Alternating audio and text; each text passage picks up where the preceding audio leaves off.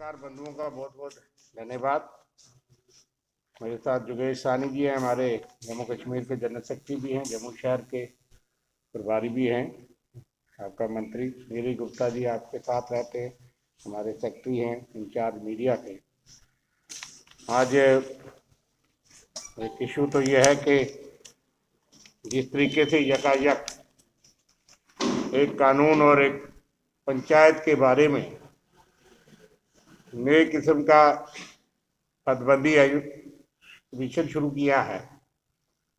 आप जानते हैं कि कांग्रेस पार्टी ने, स्वर्गीय राजीव गांधी ने इस देश के इतिहास का सपना पूरा किया था जब पंचायत राज निज़ाम पूरे देश में कायम हुआ। 73rd और शहरों के लिए 74th अमेंडमेंट दोनों को मिला करके शहर और गांव के जो हमारे नुमाइंदे हैं उनको पंचायत राज इंस्टीट्यूशंस हम कहते हैं। पंचायत राज निज़ाम है power to the people at grass root level. उसके तहत जम्मू कश्मीर में भी यहाँ पे मुतवातर कांग्रेस पार्टी ने स्ट्रगल करती रही और जब जब भी हम कोलिशन गवर्नमेंट में आए हमने 73rd के बहुत सारे प्रावधान जम्मू कश्मीर के पंचायत राज निज़ाम में लगाए। मैं आपको याद दिलाऊं कि 73rd और 74th के तहत देहात और शहर में 33% जो आरक्षण है वो 73rd की वजह से जम्मू कश्मीर पंचायत राज निज़ाम में है। वो कांग्रेस पार्टी का जो देश भर में मॉडल है 73rd का, उसी का हिस्सा है कि आज आपको 8000 से ज्यादा जो है वो सरपंच और पंच 8300 के करीब आपको नजर आती हैं देहातों में। क्योंकि रिजर्वेशन है इसलिए हमारी महिलाएं सरपंच और पंच बनी। उसके बाद ये कानून जो है 2004 में हमने रिजर्वेशन का लाया शेड्यूल कास्ट और शेड्यूल ट्राइब के लिए। उनको पॉपुलेशन के आधार पे ब्लॉक में जितने होती उतने सरपंच और पंच रिजर्व किए। आज बड़ी संख्या जो है वो SC और ST जो है वो उस रिजर्वेशन की वजह से पूरे जो है वो जम्मू कश्मीर में आपको नजर आता है। शहरों के अंदर आपको काउंसलर्स नजर आती हैं और जो कारपोरेटर्स और काउंसलर नजर आती हैं महिलाएं शेड्यूल कास्ट शेड्यूल ट्राइब। ये कांग्रेस पार्टी का जम्मू कश्मीर में हम PDP के साथ भी रहे, नेशनल कॉन्फ्रेंस के साथ भी रहे और उस दौरान में हमने तमाम ये अमेंडमेंट्स जम्मू कश्मीर के कानून में करवाई। हमारे नेता राहुल गांधी जी भी यहाँ आए। आपको मालूम होगा हम कोलिशन में थे तब भी जो है इस बात पे हमारी टकराव भी होता था, लेकिन हमने 3 और कानून बनाए थे। जो पत्रकार बंधु पीछे बैठे हैं जरा खामोश के लिए, जो कानून में तरमीम करके हमने कहा कि जो 73rd और 74th में लिखा है कि इंडिपेंडेंट इलेक्शन कमीशन होगा, वो जम्मू कश्मीर पंचायत राज कानून में वो कानून लाया गया। इंडिपेंडेंट इलेक्शन कमीशन का मतलब कि हाई कोर्ट जज रिटायर या उस लेवल का एक शख्स जो है वो सरकार के दबाव के बाहर होगा, जो कि तमाम पंचायत का और अर्बन बॉडीज का, म्युनिसिपल कॉर्पोरेशन का डिलिमिटेशन हदबंदी से लेकर के चुनाव तक सबकी सुपरिटेंडेंस कंट्रोल करेगा। लेकिन उस कानून को बीजेपी और PDP की सरकार ने और गवर्नर रूल में अमेंड करके उसको चीफ इलेक्टोरल ऑफिसर ही रख दिया गया।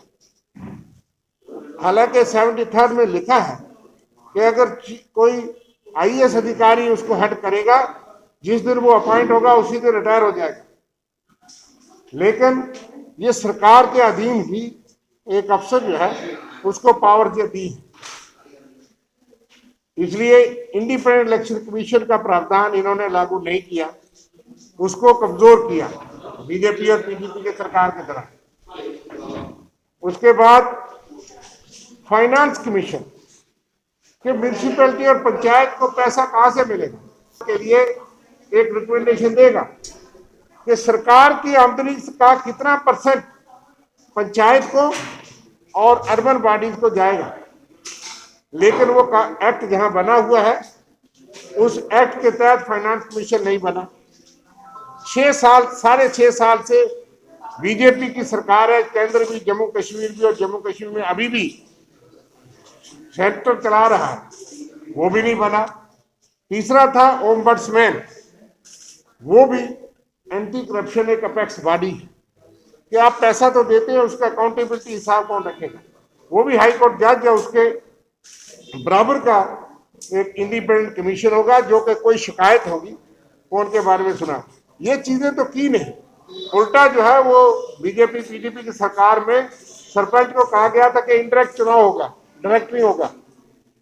लेकिन अब जब बीडीसी के चुनाव हो गए, एक्ट में था कि district planning and development board, उसमें बीडीसी के जो चुने हुए नुमाइंदे हैं, चेयरमैन, और म्यूनिसिपल कमेटी जो टाउनरी कमेटी, जिनको म्यूनिसिपल काउंसिल और म्यूनिसिपल कमेटी, इन दोनों के चुने हुए लोग जो पंचों सरपंचों द्वारा और उनके द्वारा चुने गए हैं, उनको अधिकार था कि वो डिस्ट्रिक्ट बोर्ड के चेयरमैन के लिए और वाइस चेयरमैन के लिए इलेक्शन लड़ेंगे, वोट भी उनके होंगे। लेकिन उसके साथ अगर इलाके का एक एमपी है, वो उस बोर्ड का मेंबर है, एमएलए एमएलसी मेंबर है, और बाकी ये पंचायतों के चेयरमैन जो मेंबर वो थे, और उन्हीं की मेजॉरिटी से वहां पे चेयरमैन चुना जाना था। और आपने 2 साल पहले जब चुनाव कराए, हालात इतने खराब थे कि 2 दर्जन के करीब हमारे पंचायत के नुमाइंदे और पॉलिटिकल वर्कर जो है उन्होंने शहादत दी, वो जोखिम लेकर के चुनाव लड़े।